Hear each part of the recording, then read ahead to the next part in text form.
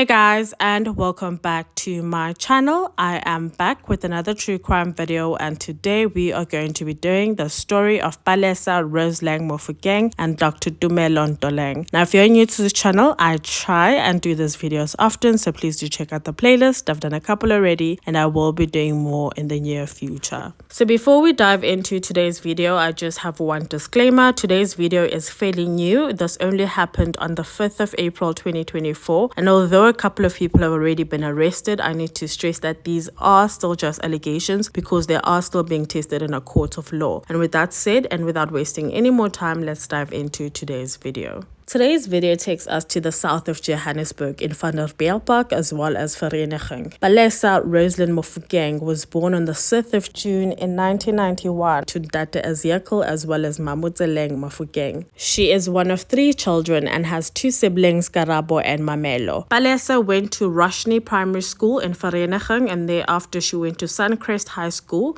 where she matriculated. This is where she was known to be a hard worker, someone who was determined to achieve. But more than anything else, Palesa was known to be a girly girl. You know, she was always self-aware, always polished, looked her best, and presented herself at her most highest. After high school, Palesa applied and was accepted at the University of Northwest, which is just 3 hours away from her hometown. This is where she studied towards a BA degree in behavioral science, industrial psychology, and labor relations. While she was studying, she also pursued modeling on the side, where she did ramp modeling and also entered pageants. In 2013, she was a finalist in Miss Val, where she was crowned Miss Personality. She also worked as a radio presenter on Lekwa FM on the side during the very same period. Even though she was doing so many things on the side while studying, in 2015 she completed her undergrad degree and graduated the very next year. On the same year of her graduation, she also got a job in June of 2016 and moved to Bloemfontein, where she started working.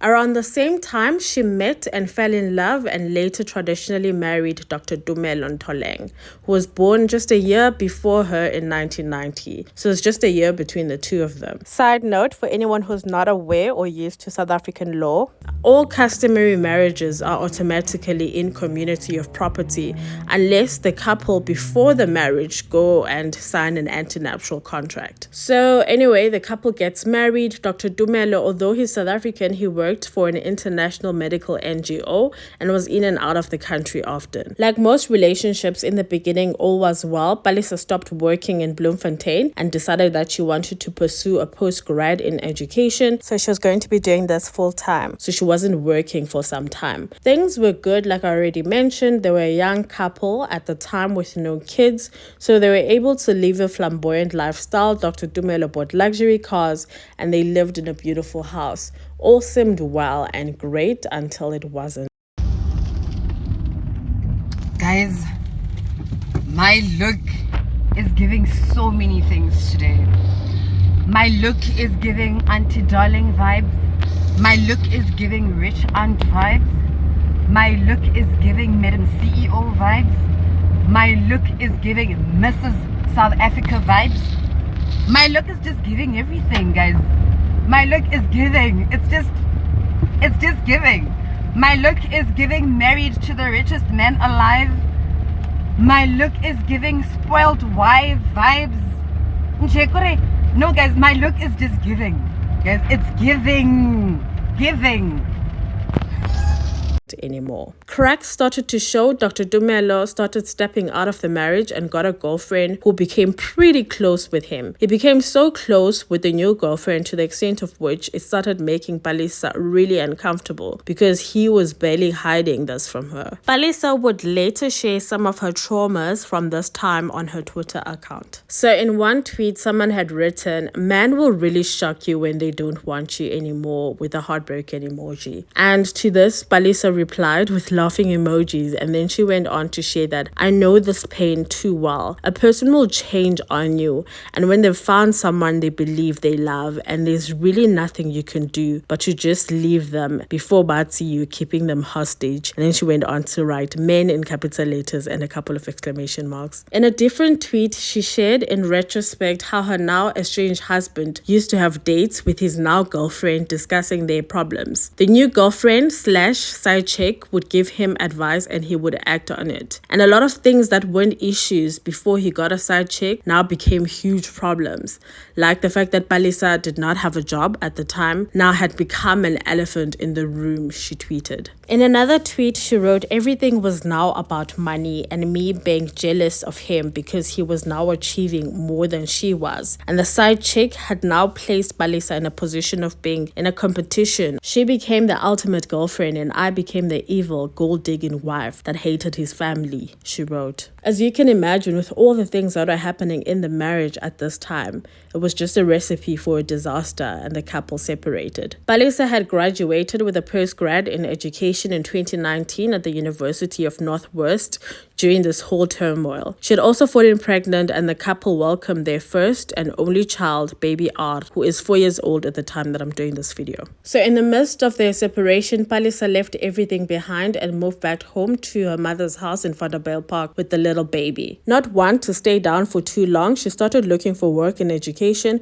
while simultaneously pushing her entrepreneurial aspirations. She started selling clothing, hair, as well as doing people's makeup and nails. This was all done in efforts to try and make ends meet, and in 2020 she got a job at Riverside High School as a life orientation teacher. Palesa was made for teaching. She took that role and she just excelled beyond measure. Kids in her class started getting distinctions that they never got before. I'm just going to put up a tweet just she put up showing the changes that she made during the time. Not only were the children getting distinctions, but she herself was getting recognized by the district for being the best in the role in the whole entire district. So she was not only just excelling in her career, her side hustle was also doing very well. And the very next year, in 2021, she was able to buy herself her very own car by herself. So you must remember, the time she left her estranged husband, she didn't leave with anything, right? So this was a huge achievement for her. The fact that only a few years later, she was able to buy herself a car. She bought an NP200 and most of it came from her hustle, and she recognized that and shared that when she wrote on her social media. Now, even though she was able to make ends meet by herself, but there was still a fair expectation from her that Dr. Tumelo should be providing for his child. And this did not come easy at all. Palesa also shared about it on her social media, basically saying that men will think that supporting their child is going to make you rich. And this is the vibe she got from Dr. Tumelo, because getting money to support the child was quite difficult. You would think because the couple is separated now, there was less drama, but instead it was at its all-time high. Now, if you remember, the couple is married in community of property, meaning Palesa is entitled to half of everything that Dr. Tumelo owns and vice versa.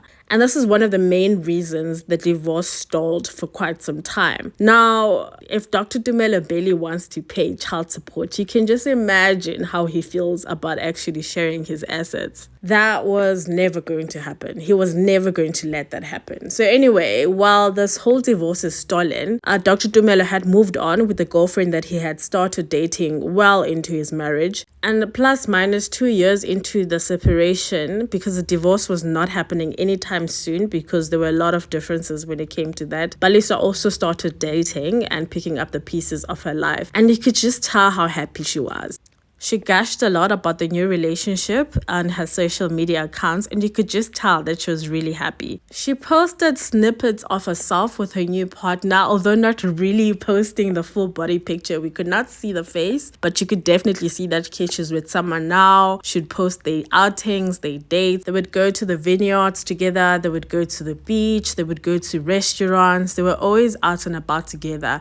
And you could really tell that she was really happy in this new relationship. She was just in a different space overall. So while all of this was happening, she was still staying in her mother's house and still waiting for Tumelo and her to actually just finish sorting out everything legally when it came to their divorce and splitting assets. Unfortunately, Dr. Tumelo had no such plans. He got a life cover of 4 million rands on his estranged wife and started plotting her demise. As early as 2023, Dr. Tumelo had decided that he wanted to take out Palesa. For his plan, he recruited one of his family members, a cousin named Makaya Pakiso, who was a mechanic and has a workshop in Sharpeville. So basically, he told his cousin, listen, I really need to take Palesa out. And you must remember, Makaya knows Palesa really well. She was married into their family after all. And Palesa used Makaya as a mechanic many, many times. So nonetheless, he tells his cousin, listen, I need to take this person out. I really can't deal with her anymore. Makaya then took on the responsibility to find people who are actually going to do the job. Okay, because there's so many characters, just to eliminate confusion, I'm going to start referring to Makaya / Pagiso as cousin because he is the husband's cousin. So cousin then goes on to look for people, right, to recruit to do the job. So he reached out to a man called Mzwanele Mazeke. Mzwanele Mazeke is actually the man who would go on to later take Palesa's life. In addition to Mzwanele Mazeke, he also reached out to Jabulani Tabete. Jabulani Tabete is going to be known as the driver because that's his role during the crime. The men then met up to hatch up a plan. The plan was simple: follow Palesa around, learn her routine, take her life when she least expected. Cousin then went on to show Mazeke and the driver Palesa. He showed them where Palesa lived, where she worked, and Palesa's mom would later say that this was very painful for her to learn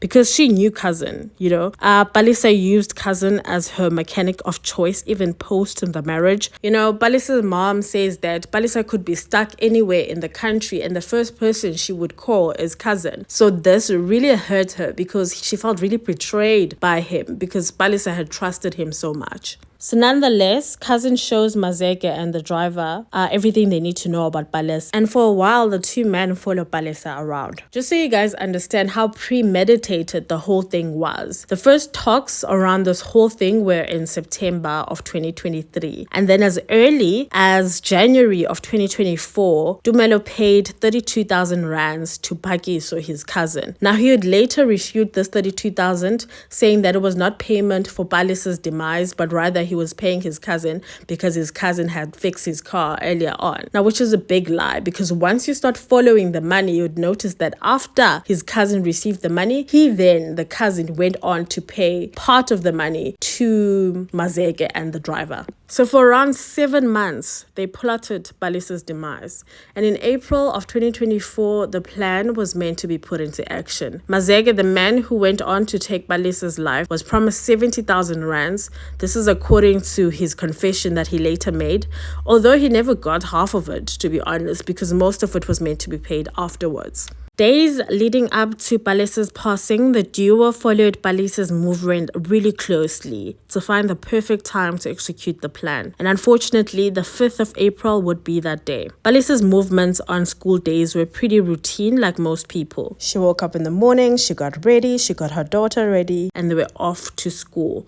They said goodbye to Palesa's mother, who worked at the police station but left a little bit later after them. So her first stop was the baby's school/crash where she left the baby. And the next stop after she dropped her child off would be Riverside High School, where Palesa taught life orientation. And on the 5th of April 2024, things happened exactly like that. Normal routine, normal day. Palesa is going to school on a Thursday morning to drop off her child. Palesa dropped off her daughter at school and then made her way to her own school. Unfortunately, she had no clue what was waiting for her. Not too far behind her was a blue Honda FRV with cloned number plates following her. Inside that car was Mazeke and Tabete driving. Palesa had absolutely no chance because she had absolutely no suspicion of what could happen to her. As she was driving down Hendrik van Eyck Boulevard, right next to Kuro Private School, she had to stop at a robot/traffic light. And this is when Mazeke took the opportunity and fired multiple times into the rear window of Palesa's NP200. The car lost control, it swerved to the side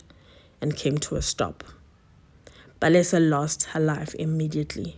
The two men then sped off to go to Sharpeville. Meanwhile, in an even more tragic moment and heartbreaking moment, Palesa's mom, who was on her way to work, she took the exact same route as Palesa down Hendrik van Eyck and she saw Palesa's car. She immediately stopped on the side, and at first she thought she was involved in some sort of vehicle accident. But as she got closer, she realized what had happened. It was even more tragic. The police were called and they arrived quite promptly. as they were not too far, because remember, Palesa's mom was going to the very same police station they had to call. They arrived quite promptly and the scene was secured and they got right into the investigation. Meanwhile, Mazeke and the driver had driven to the cousin's warehouse in Sharpeville, and this is where they told him that, okay, the job has been done. Palesa is no more. Now, one of the instructions during this meetup was that the driver was ordered to drive to Mofokeng and dispose of the clone number plates on the car. He didn't do that, and these number plates were later found at his girlfriend's house, which is where he went after this meeting. Just to make sure that indeed Palesa's life was taken, Mazeke and Makaya then got into a silver VW Polo and drove to the scene to confirm that Palesa was indeed dead. When they got there, they drove slowly past the scene. The police were still working there, and they confirmed that indeed Palesa had passed away. And only after this did the cousin then pay Mazeke as well as the driver. He didn't give them the full payment yet. Once more, he only gave them 20,000 rands, and they divided that between themselves, and the driver got 9,000 rands and Mazeke kept 11,000 to himself. And the very next day, the doctor did not waste any time. As soon as Palesa was confirmed as deceased and the news was officially gone out, the doctor went to make a claim of 4 million rands at an insurance company. The insurance company stalled the whole claim, but then instead notified the police investigating the case that, listen, someone had actually come in claiming that he is Palesa's estranged husband and making a claim of this 4 million rand. Not even a week after Palesa had passed away, the police had joined the dots thanks to cell phone records, CCTV cameras, as well as a confession from Tabete and Mazeke. Upon arrest, Mazeke almost immediately started confessing and implicated the doctor as well as Pakiso, saying that he was recruited by the cousin to commit the crime.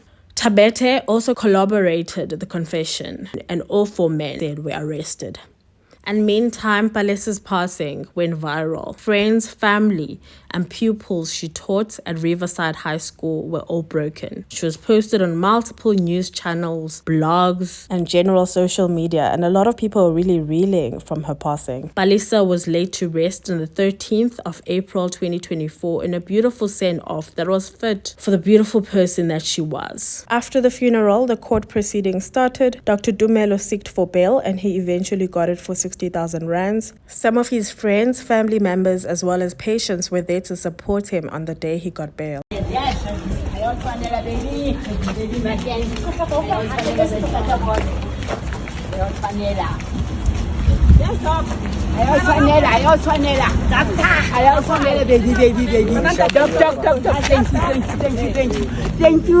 you. The cousin also got bail while the other 2 remain in custody. The process is still ongoing. The trial has only just started, and hopefully the family will eventually get a favorable verdict. And with that, we have come to the end of today's video.